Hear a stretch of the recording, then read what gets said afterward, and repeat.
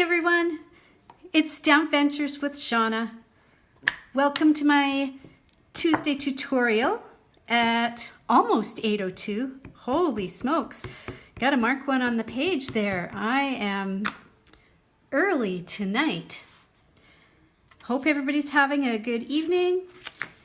As most of you know, I'm a Stampin' Up! Independent demonstrator here in Canada, and I thought I would share with you what I am working on for Onstage, which is it's the Onstage Local, which is like the mini convention that we're having. There's two in Canada coming up this weekend. One's in Vancouver and the other is in Quebec City, I think. Oh, I think I know some Saskatchewan gals who might be going to that.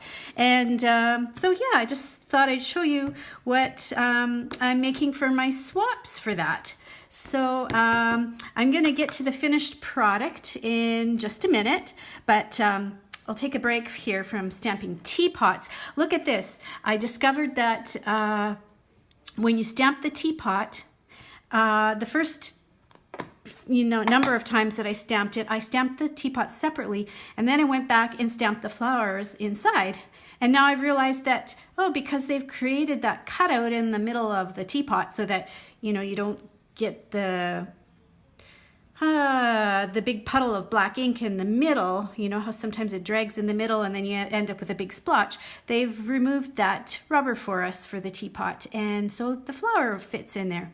So I'll get back to my project in just a second, but first of all, got to give you the weather word of the day, and I thought today's weather was fresh, and it was nice when you were in the sun, but if you were walking against that wind, there was a wind chill. I actually had to walk to the car dealership and get my vehicle because it was getting a brand new tire put onto it. That's another story. And my ears got really cold in that fresh wind. It was nippy and it was coming out of the east. So today's word, fresh. And today's funny. I know some of you have seen this before, but it's too cute not to share. So this is when they are teenagers and they still want an Easter basket.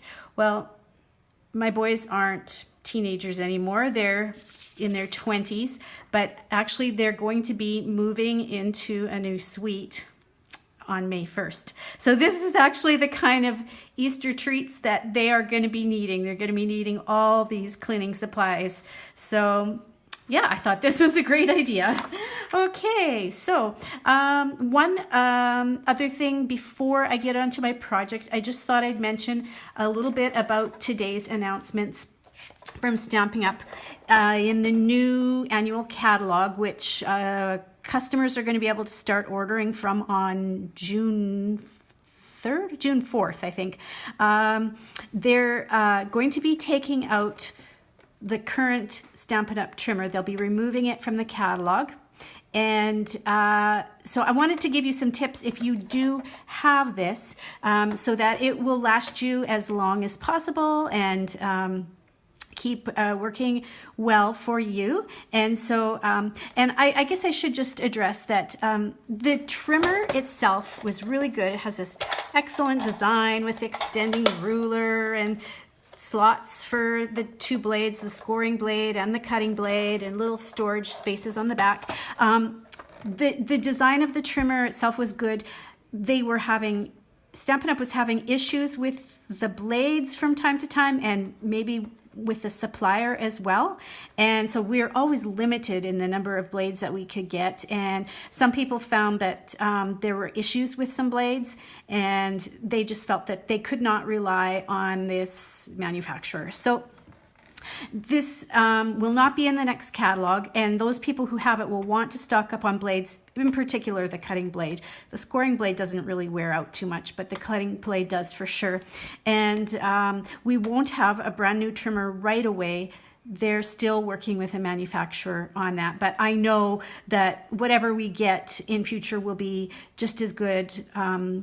The blades for sure will be better than what we've been getting with this trimmer. So what I was going to tell you is, if you get a chance on YouTube, go to a video by Connie Stewart, and she does one called Tune Up Your Trimmer, and she shows you how you can undo.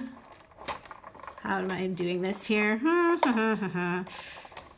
Can pull this end out like that. Yeah. And then you can pull this out.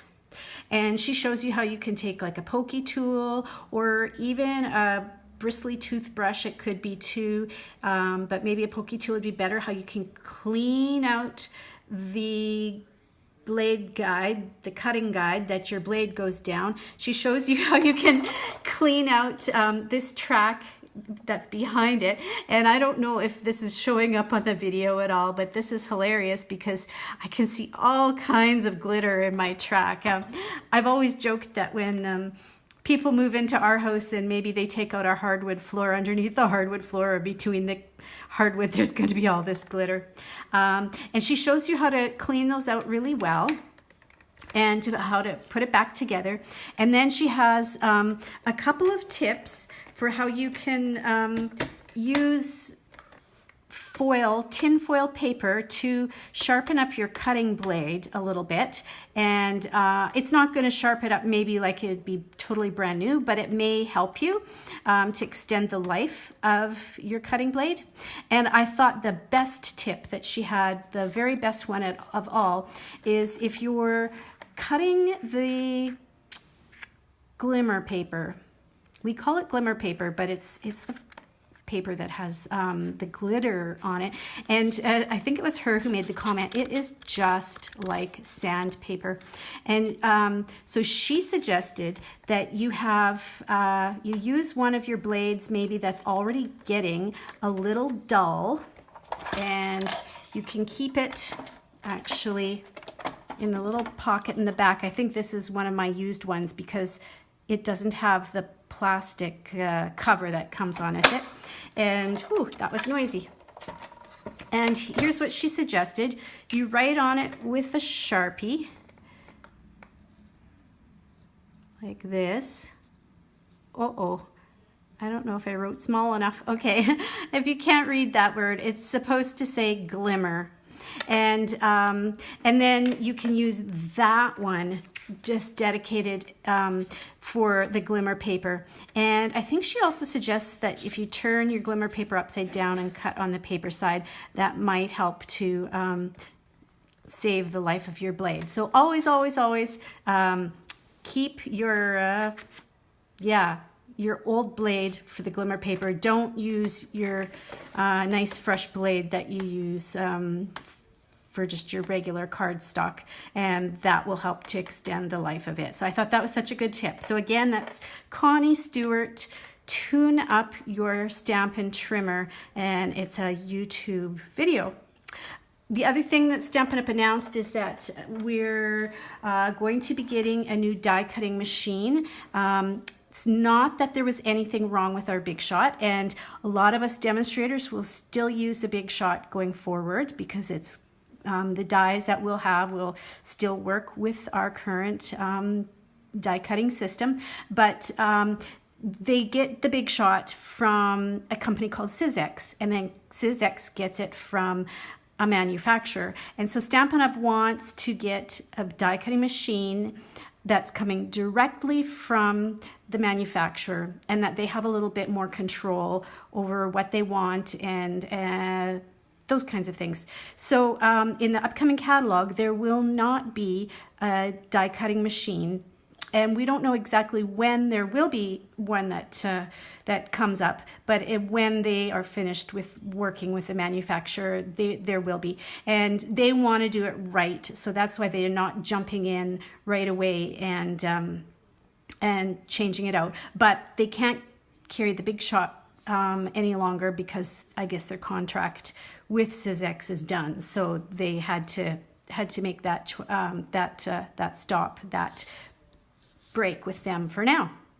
So I'll go on to my card. So some of you saw this card because you would have made it with me in our Stampo night. And I really liked it. I liked how it showed off paper, it showed off the flax ribbon, it showed off the doilies. And then the teapot dies are carrying forward from Celebration into the new catalog.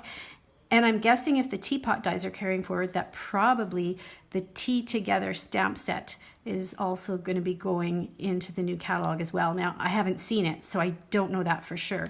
But I knew the dies were carrying forward, so I thought, okay, that would be a good thing to use for the my swaps coming up. And I know that a lot of the demonstrators at the conventions are always going to be looking forward. They're going to be looking for an idea for a class that they can use. Well, the next, besides Easter, after Easter, the next occasion that is coming up that people might be needing cards for is Mother's Day. So this is Celebration paper, and I don't have much of that anymore, but I do have lots of the Petal Promenade paper. So this is the version that I'm taking for my swaps to on stage, and I'll be heading out on Thursday towards the end of this week, and it's going to be exciting because I'll get to see the new catalog for the first time, and I'll have new ideas to bring home and share with you. And I was thinking maybe even next what do I want to say next? Let's see, Tuesday, I might be able to share with you the swaps that I come home with. Sorry, I looked like I lost my train of thought completely. And what happened? Okay, this is what happened. Oh, shoot. I lost my train of thought. Did you hear that? Okay, so I have my iPad in front of me, and I'm looking for comments, and there aren't any. And then I have my phone up here that's videoing, and I'm like, I can see comments, but why aren't they showing up on my iPad? And okay, now I know. Okay, so I just thought I'd give you a couple tips for when I'm doing this card. Sorry about the technical difficulties there. So the base is Blushing Bride. The second layer is Sahara Sand, and it's 4 inches wide by 5 1/4 inches tall. And you heard me say Petal Promenade paper, flax ribbon, half of a doily, and the colors that I used for coloring. I found that this might have there's been a bit of bleeding. Sorry, I'm going off the screen. Okay, I just looked back at some of the comments here. And hello, Melanie, Brenda, Lori, Elaine, Linda, and whoever else I'm missing from that list there. Creepy fog. I didn't know it was foggy this morning, Elaine. I guess, well, that's because I was on my iPad for a lot of the morning trying to figure out all the new things that were happening, and I was in my bathrobe for quite a while. Thanks, Linda. Yeah, Vancouver will be super fun. Okay, colored the flower with light, rich razzleberry. They say that the color in this paper is supposed to be fresh fig. Well, there's lots of different tones of pinks and purples, so I thought light, rich razzleberry was pretty darn close. And then the leaves I did with dark old olive. And I did find that I must have colored it too soon after I had stamped it, because it looks like a little bit of the black, or maybe it was the bit of the blends that bled, but I'm wondering if the little bit of the black from the Memento did. So anyways, before I color it for my swaps this time, I'm gonna give it a blast with the heat tool. Oh, Brenda says very foggy for the last 2 mornings. Okay, so I maybe have to change my weather word of the day, as I said it was fresh, but maybe it was foggy and then fresh. A foggy, fresh day. And I wonder if it's going to be foggy in Vancouver, because, you know, I noticed there were little rain drizzle things on the weather as I was looking for coming up. One more thing I was going to show you. Last week I was stamping with a big background stamp using the Stamparatus. It was the music something, can't remember the exact name of it, the big background one with the sheet music, that's it. And you saw that I had actually left the foam pad in that you're really only supposed to leave it in for if you're using a photopolymer stamp, but the sheet music was rubber, and I left that foam pad in, and I found that it just helped me so that I could get all those musical notes showing up and whatnot. But I also mentioned last week that sometimes just even raising it up a little bit, like putting the silicone mat in there, can also help you to get your image to show up. And when I stamped the Happy Mother's Day, and I am making 28 of these cards to take with me to Vancouver, I thought, okay, I want to do this fast. I'll just get out the Stamparatus and it'll be all in the same place on my sheet or my piece of Sahara sand. And it was great. I actually set my timer and it took me 12 minutes to stamp 28 of these Happy Mother's Day, and they're all exactly in the same place on my card. So I was so pleased with that. And I used the Memento ink, but what I found is that, so you can see here that the Happy Mother's Day is way down here. It's far away from the edge, the hinges, and it's always harder to stamp closer to the hinges. So I found that I didn't need this silicone pad. It was too much. So the Stamparatus and these different layers that you create, it really depends on where you're stamping and what you're stamping with. And this is just a great rubber stamp that's got good, it's raised well. I just inked it up and tapped it a few times. And then I found when I went to stamp with it, like I didn't have to press very hard. I gave a bit of a pressure just in the middle, and that was pretty much all I needed to do, just fingertip pressure, because I found if I pushed too hard, then some of the lettering started to kind of wow out. And yeah, like in 12 minutes, maybe even less, I got my 28 Mother's Days stamped, and I was so happy with how they all ended up in the exact same place and such good quality. So just another little tip for using the Stamparatus. It's great for doing multiples. And I think that was all that I had to share with you today. Like I said, so many of you have already seen this card, but I thought you might like to see the version in a different color. And oh, I was gonna say one more thing about the flowers, and again, this might not be, it might be. You might be able to see the flowers are a little bit glimmery, and I did use the Wink of Stella on top to make them shiny. So if you have any other questions about my project today, just let me know. And one last reminder, if you've got our Stampin' trimmer, make sure you order more blades. Now, I think I heard right now that the current stock of them has been depleted, but they're going to turn did you hear me say that? They're going to turn the code on again. They've got more shipments coming. So hang in there and keep watching for my updates on Facebook, because as soon as I see that more blades are available, I will let you know. So thanks again, and hope you have a great rest of your evening. And if it works out, if I can do Facebook Live really quickly from Vancouver on Saturday, that's where all the excitement's going to be happening. I'll get on, and you can watch for that sometime on the weekend. So thanks again, everybody. Bye for now.